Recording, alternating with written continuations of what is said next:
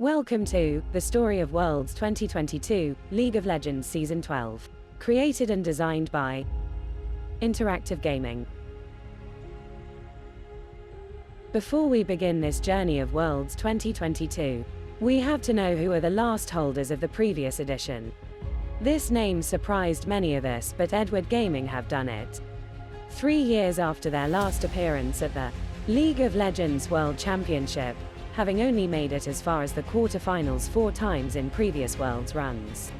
EDG have finally gone the distance and won their first ever Summoners Cup in 2021.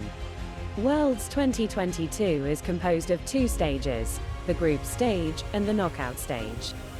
Quarterfinals, semi-finals, and finals. Now, because we have a piece of minimum knowledge about this championship, let's cut to the point. Here we are, the 8th of October, New York City. First game of the group stages at World 2022 takes place between Cloud9 versus Fnatic.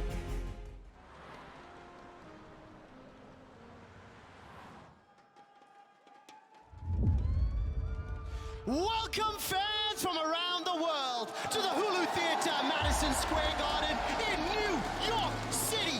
16 of the best League of Legends teams have arrived here in the Big Apple to fight for the legendary Summoners Cup. New York, are you ready for the group stage of Worlds 2022?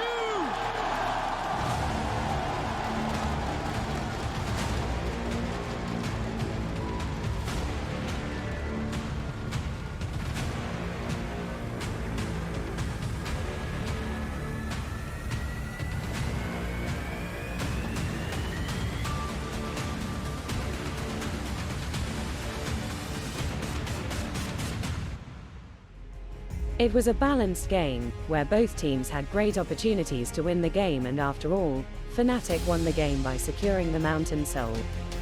For Fudge, does he TP instantly? Yes, he does. Inside the pit.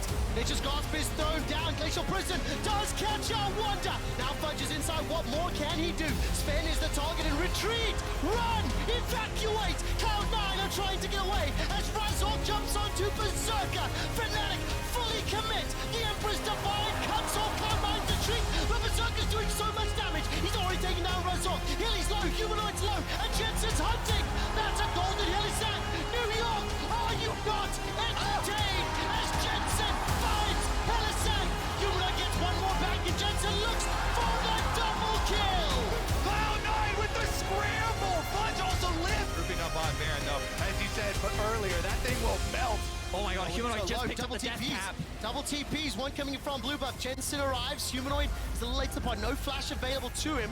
Nature's Grasp will at least root and slow people down. These are zoning ultimates as best as they can. Baron secured by Fnatic. Dredgeline catches onto Razork and the bullet time flies across Fnatic, but there's not enough damage. They're just too tanky. And falling in the first game, there's 2 members standing. Berserker's just spawned. 8 seconds for Fudge, but the Nexus turrets are melted. They're shredded. They're destroyed. And Humanoid does one last Emperor's Divine for the show. The Nexus is focused down, and Fnatic turn their attention. They're not done yet. Kill them all as Fnatic win the first game of Groups World 22. I think it was a great strategy from Fnatic for his first game of groups, coming out with this very... After 51 games, including the tie-breakers games that took place in 3 out of 4 groups to decide who qualify by first place in the knockout stage, finally, 1 week later on the 17th of October, the group stage has been done.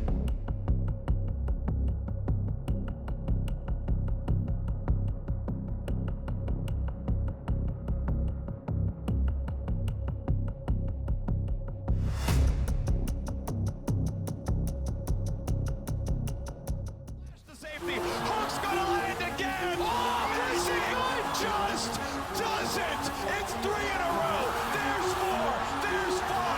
And that top belongs to the first seed of the LPL. JDG takes the win.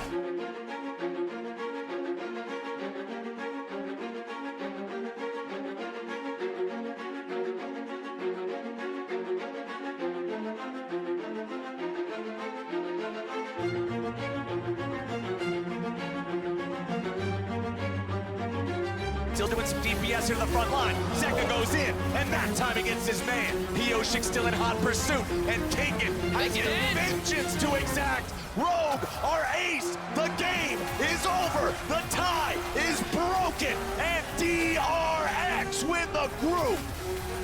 Zeka goes off 9-0-3 on the Silas.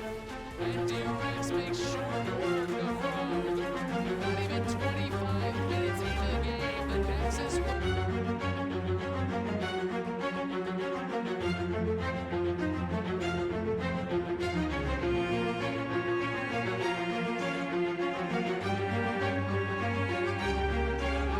Huge jump from JG. The LCK champs on top again. What a performance. Able to do it the first time of asking, but then in back-to-back.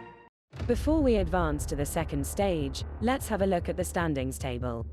Qualified by first places are T1, JDG, DRX and Genji. On the other side, the second places qualified are EDG, DWG, Rogue and RNG. 8 teams are left for this year's biggest title. These are the brackets. First bracket sounds like that. Rogue will be facing JDG, meanwhile RNG play against T1, and for the second bracket we have Genji versus DWG and EDG against DRX. Hello everyone and welcome back to Worlds 2022 live from the Hulu Theater at Madison Square Garden. 8 teams have successfully passed the group stage and are now fighting to hoist the Summoners Cup.